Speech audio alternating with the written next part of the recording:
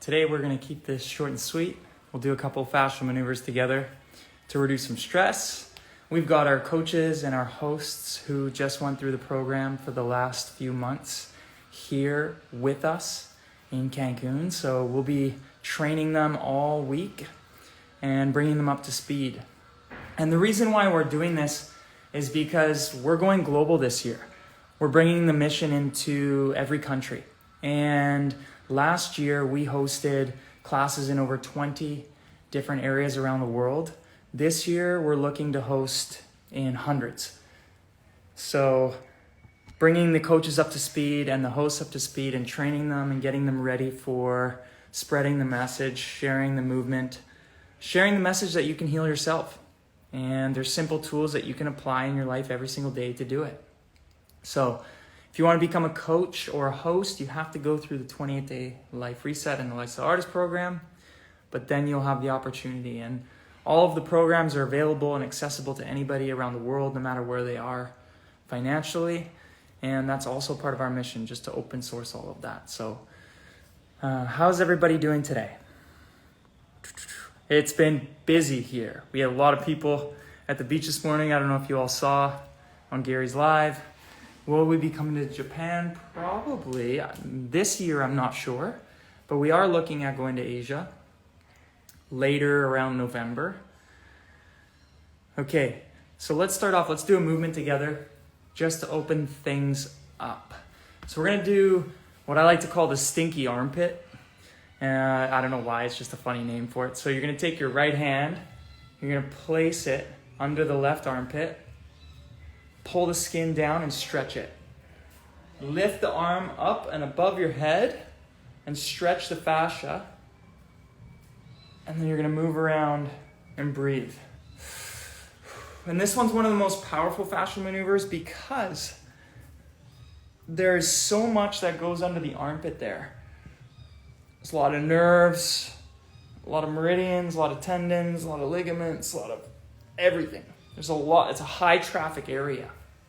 And women who wear bras, there's no flow through that area. Okay, so let's switch sides. So pin the fascia down, stretch it, and then lift the arm up and move around and breathe. You might feel almost like a burning, tearing sensation in that area.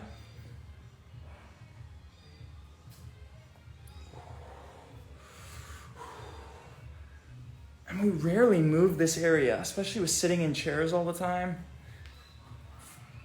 And people, when their shoulders are rolled forward. So you might have had breast surgery or wear bras or sit at a desk all day or had some sort of injury at some point, which pulls a lot of tension through this area. Okay, so let's do another one. Let's do the ear, because I forgot to do my ear this morning. We had a lot of coaches and hosts there, so my flow changed a little bit. So you're going to take your right hand, you're going to put it on your left ear, left hand grab the bottom of the ear. Pull the bottom forwards and the top backwards. Stretch it, really, really stretch the ear, and then you're just going to move around. You can open your mouth, breathe.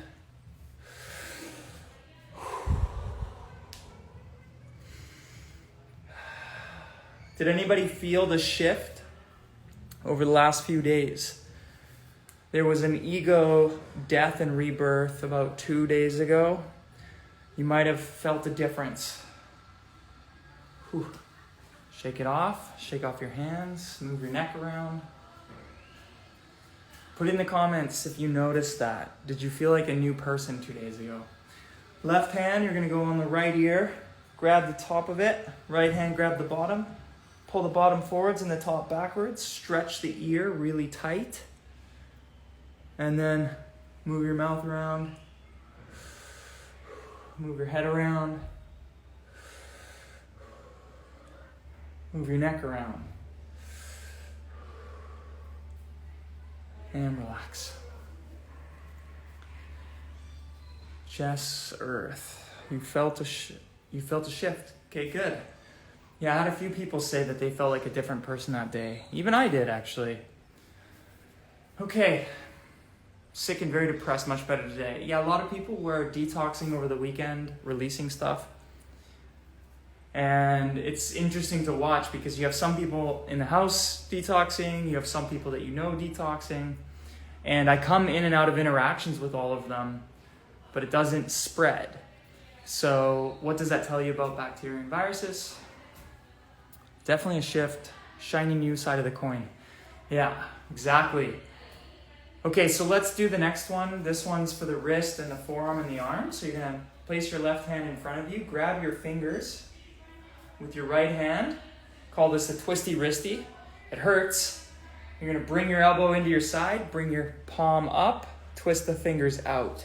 Stretch it, hold it there. Move around slowly and breathe. The first time I had this done, I felt like my hand was gonna break.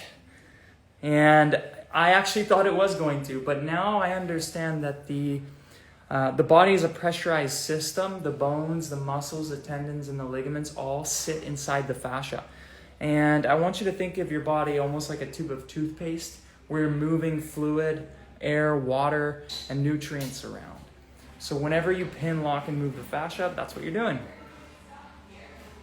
You're moving the fluid around. Your bones float inside. Imagine you're like a fish tank. Okay, let that go for a second. Imagine your body's like a fish tank.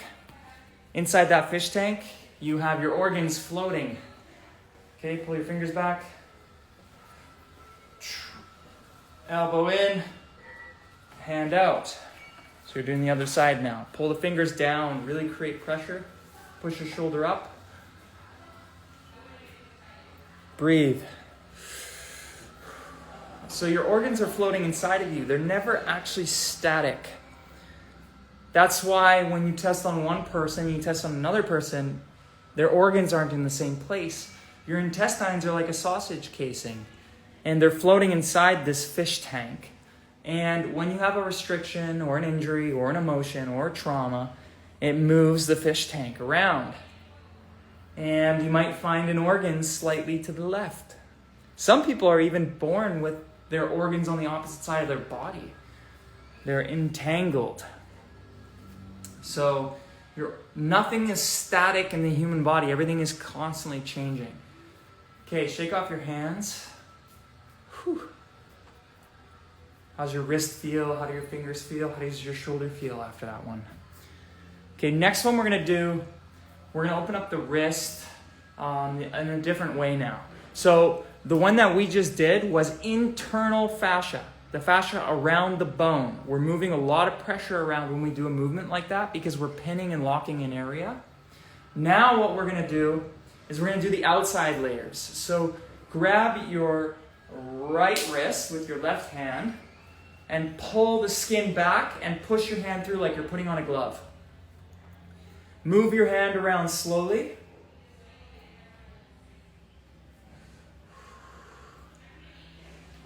And then you can also twist the fascia either in or out.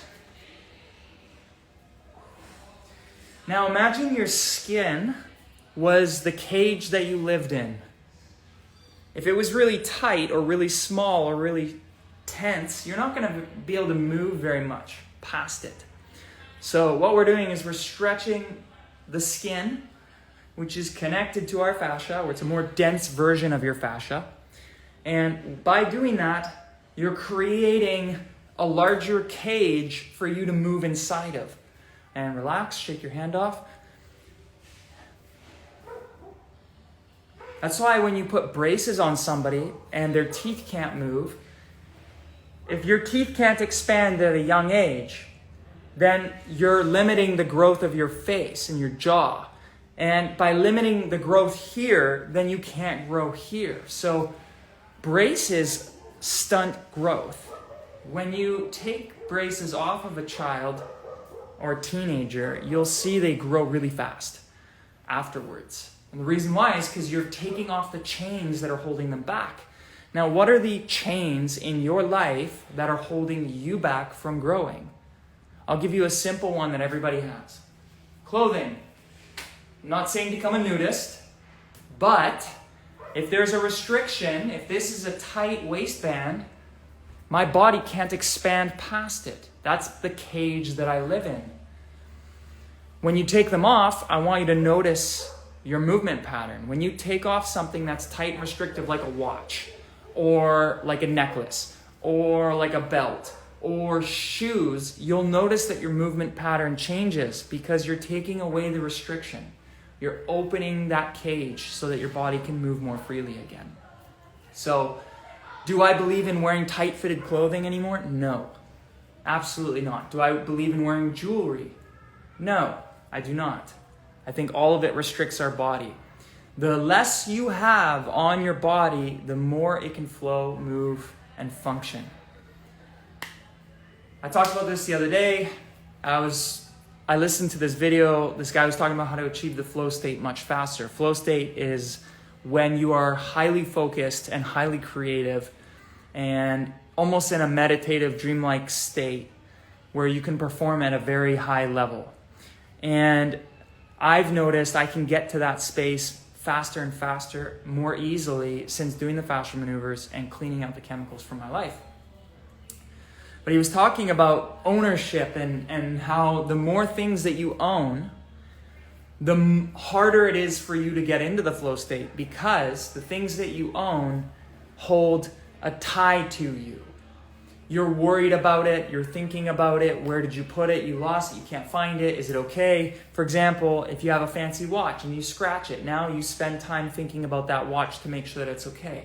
Your car keys, now you're looking for your car keys, that takes you out of your flow. All those little things that you own, that you have, take you out of your flow state. And so what he was saying was they actually did a study and they found that the average person with the number of things that they own spend a month, 32 days thinking about the things that they own. So by calculating the amount of time, so it might be 5 seconds, and then another 5 seconds, another 5 seconds, and they tested this. They found that the average person spends 32 days out of a year thinking about the things that they own. So what does that tell you about high performance? You'll see people who perform high in their life, they generally don't own a lot of things or they're not attached to things. And they have, everything's minimalist or there's nothing unnecessary. Everything has an intention. It's carefully placed.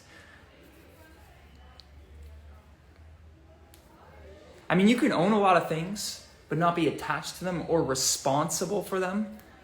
I think being responsible is really what it comes down to, because if you're responsible for something, then you need to protect it, you need to take care of it, you need to make sure it doesn't get lost. Right? So I learned this when I watch other people get ready. Like, it's funny, we go on a trip and we're traveling and Maxine, who's 7 years old, she'll come up to me, aren't you going to pack? And I'm like, yeah. And she's like, but we're leaving in like an hour. I'm like, yep. Everybody's been packing since last night. I literally take 5 minutes.